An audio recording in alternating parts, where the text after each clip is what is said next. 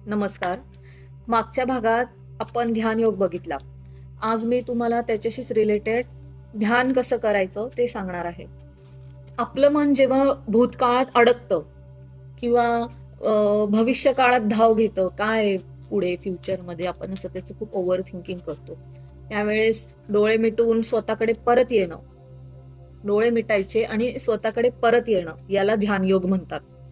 शांत बसणं म्हणजे ध्यान नाही, तर आपल्या आपल्या घरी परत येणं म्हणजेच ध्यान. आज मी तुम्हाला स्टेप बाय स्टेप ध्यानाची प्रक्रिया सांगणार आहे.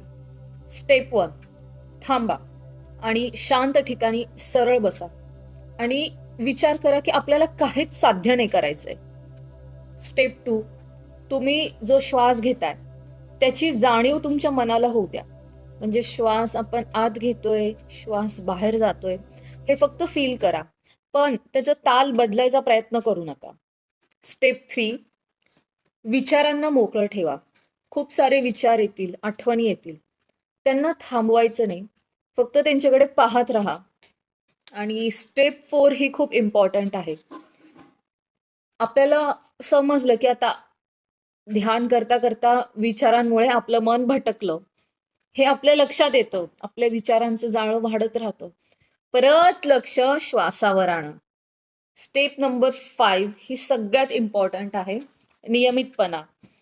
5 मिनिटापासून सुरुवात करायची आहे आणि रोज बसायचंय, हे महत्वाचं आहे. ध्यानाने आपली डिसिजन मेकिंग पॉवर वाढते आणि मन शांत झालं की आपल्या मनाची घाई देखील कमी होऊन जाते.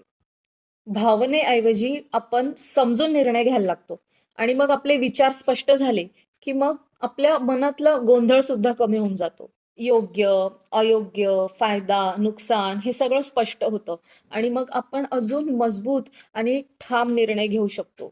आणि एक एकदम प्रॅक्टिकल आहे. ध्यान करत असताना आपल्या डोळ्यासमोर जरी अंधार झाला ना, पण आपल्या मनात लख्ख उजेड पडतो. मन शांत असेल तर आपले विचार स्पष्ट होतात आणि स्पष्ट विचारच योग्य निर्णय घेऊ शकतात. रोज 5 मिनिटं स्वतःसोबत बसा आणि मग बघा की ध्यानामुळे तुमच्या नात्यात, तुमच्या करिअरमध्ये, तुमच्या आयुष्याच्या सर्व महत्वाच्या निर्णयांमध्ये तुम्ही कशी योग्य रीतीने भूमिका घेतात. हा व्हिडिओ जर का तुम्हाला आवडला असेल तर तुम्ही फॉलो करा, लाईक करा, सबस्क्राईब करा.